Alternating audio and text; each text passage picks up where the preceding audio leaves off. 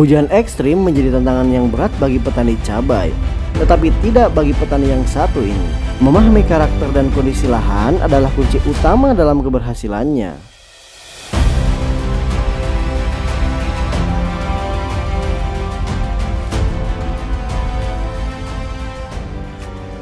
Halo bose, ketemu lagi di channel Cerita Tani. Kali ini kita berbincang kembali dengan Mas Tanto membahas tentang teknik penanaman cabai di lahan janda saat musim hujan ekstrim melanda, supaya aman dari berbagai macam penyakit layu dan jamur. Bagaimana tips yang dilakukan? Simak cerita selengkapnya.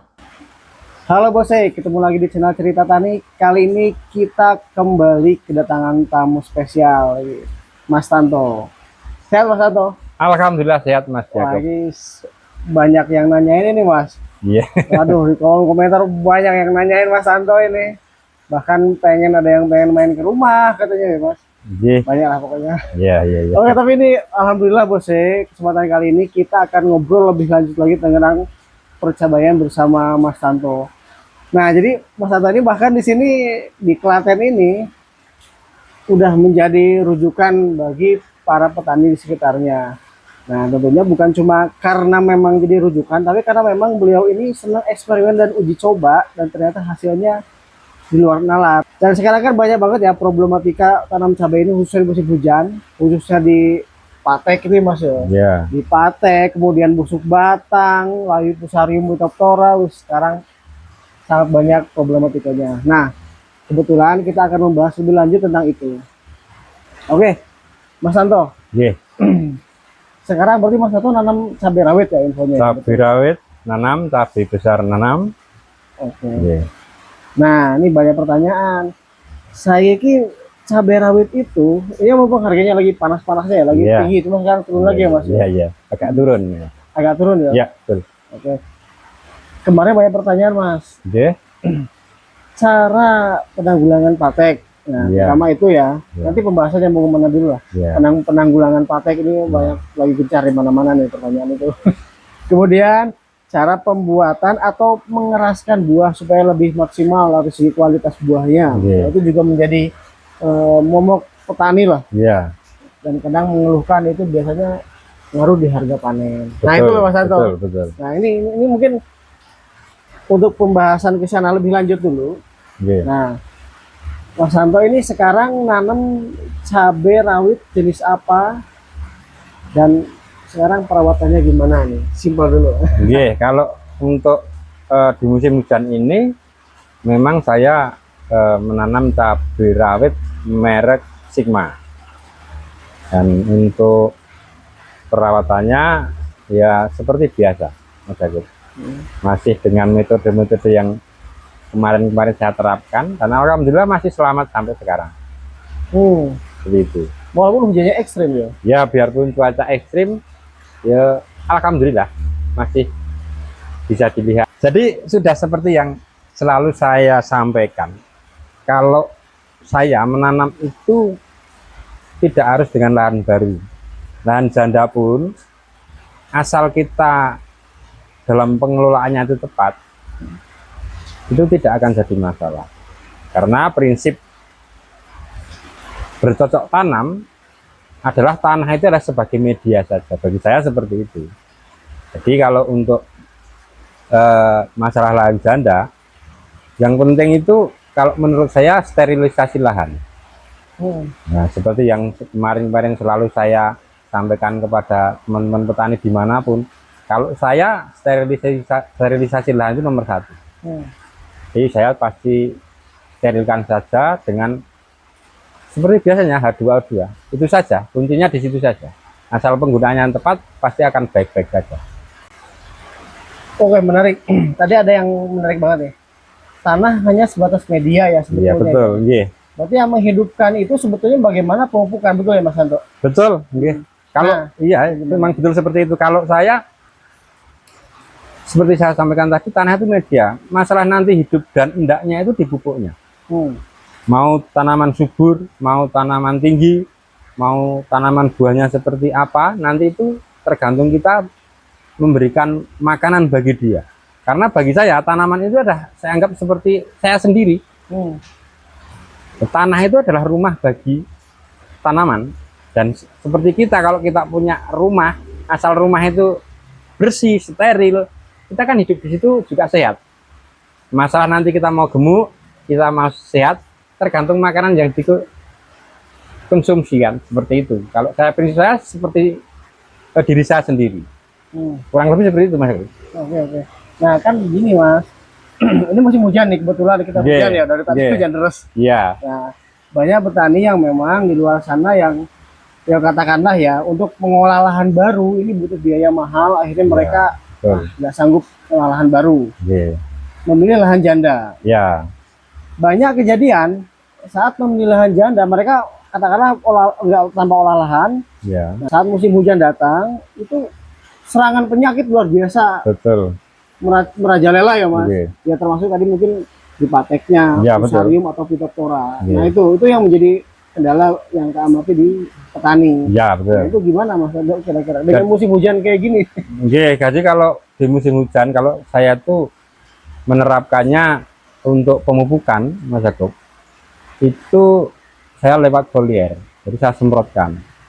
Jadi untuk pemupukan saya tidak bermain di tanah, jadi saya main lewat semprot. Tanah itu benar-benar langkah pertama sebelum penanaman itu saya sterilkan dulu pakai hidrogen peroksida atau H2O2. Itu dengan dosis sebenarnya tidak terlalu banyak, cukup sedikit. Kalau nanti saya bicara mili, kebanyakan dari kemarin teman itu bingung. Nah ini saya bicara gini saja. Jadi ukurannya yang untuk sterilisasi lahan ya, biar teman-teman dan rekan-rekan petani dimanapun kalau mau mencoba monggo. Jadi satu tangki 16 liter ukurannya untuk sterilisasi lahan itu 2 tutup. Satu tangki itu 2 tutup apa tuh? 2 tutup H2O2. Oh 2 tutup H2O2 nya ya. Satu tangki 16 liter ya. Saya nggak usah bicara mili, nanti tidak malah bingung. Kalau dosis, kalau konsentrasi yang berapa persen H2O2 nya? Yang 50%. 50%. Yang 50%. Insya Allah nanti akan aman, akan baik-baik saja, dan kemungkinan besar untuk seperti fusarium atau bakteri itu akan steril. Seperti itu. Dan untuk kenapa ketika musim hujan itu mudah sekali kayak fusarium, bakteri, itu sebenarnya kan berawal dari pemupukan kita. Apalagi kalau pupuk organik. Pupuk organik itu kan paling disenangi sama bakteri kan. Nah seperti itu, makanya kalau cara yang saya gunakan itu adalah saya memang benar-benar bermain di pupuk kimia. Saya tidak bermain di pupuk organik, tapi nggak mau saya kembalikan pada rekan-rekan yang ada di manapun, kalau pakai organik juga bagus. Cuma karena saya kalau pakai organik tetap juga beli, mending saya pakai kimia sama saja beli yang sudah ada di dekat saya. Seperti itu Mas Jakob. Kalau saya seperti itu. Oke. Oke, tadi H2O2 kuncinya benar tadi. Ini jadi pertanyaan banyak sih. Iya. Berarti H2O2 itu tadi untuk sterilisasi lahan sebelum langsung ke tanah ya. Betul. Sebelum ke tanah, sebelum ditutup mulsa, kita semprot dulu. Kalau itu lahan baru. Kalau lahan janda, kita kotorkan saja ke lubang yang mau kita tanami, tapi jarak waktu pengotoran sama nanti waktu mau pindah tanam itu paling enggak 1 minggu baru dipindah tanam. Insya Allah nanti akan aman, tidak akan terjadi kematian yang terlalu banyak. Insya Allah aman, tidak mati malah.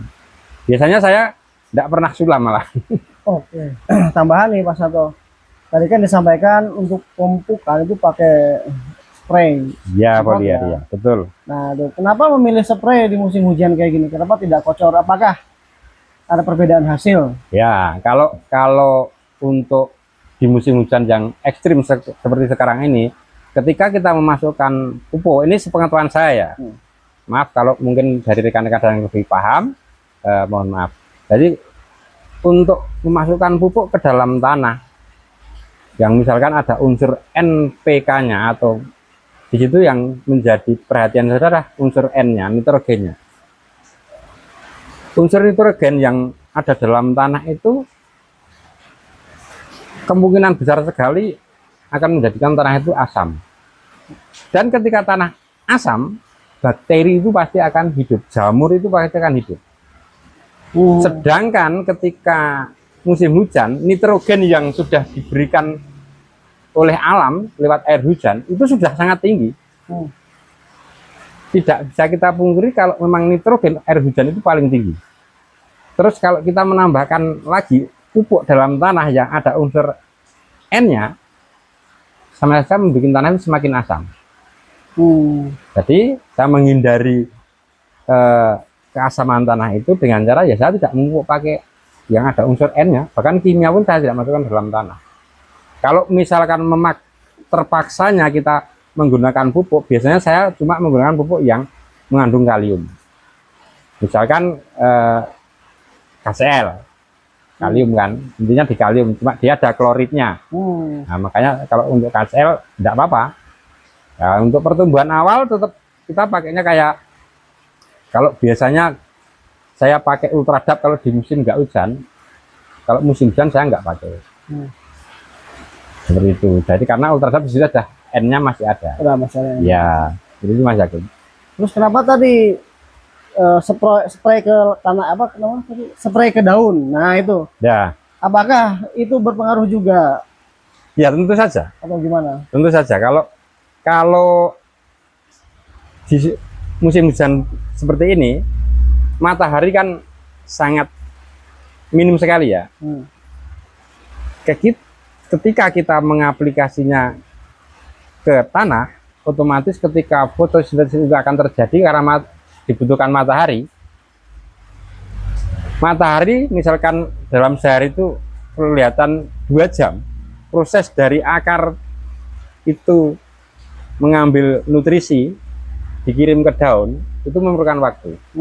Tapi kalau kita spray langsung ke daunnya, proses yang dari bawah ke atas itu kan sudah kita lewati, sudah langsung dimasak oleh daun. Seperti itu. Jadi kita ambil singkatnya saja biar pupuk itu benar-benar bisa bekerja maksimal. Seperti itu. Jadi lebih irit juga. Kalau bagi saya lebih irit juga. Lebih irit juga. Iya. Oke, menarik ini. Wah, ini pasti para bosnya masih banyak pertanyaan nih Mas ini. Kalau ada yang pengen bertanya boleh tulis di kolom komentar ya bos ya. Ini mumpung masih bersama tim para ahli. Masih bersama ahli cabai nih. Spesialis. Ngopi dulu lah, boleh. Nah, ngopi dulu. Monggo, Mang. Ngopi dulu. Biar santai saya menikmati hujan. Yeah. Kemudian ini ya Mas Santo. Yeah. Nah, musim hujan ini tadi di awal saya sampaikan banyak petani mengeluh kena pate. Iya. Pate dulu. Ya. Gimana cara penanggulangan pate yang Mas Santo lakukan padahal lahannya janda? Oke. Musim hujannya ini ekstrim. Iya. Nah, itu gimana Mas Santo?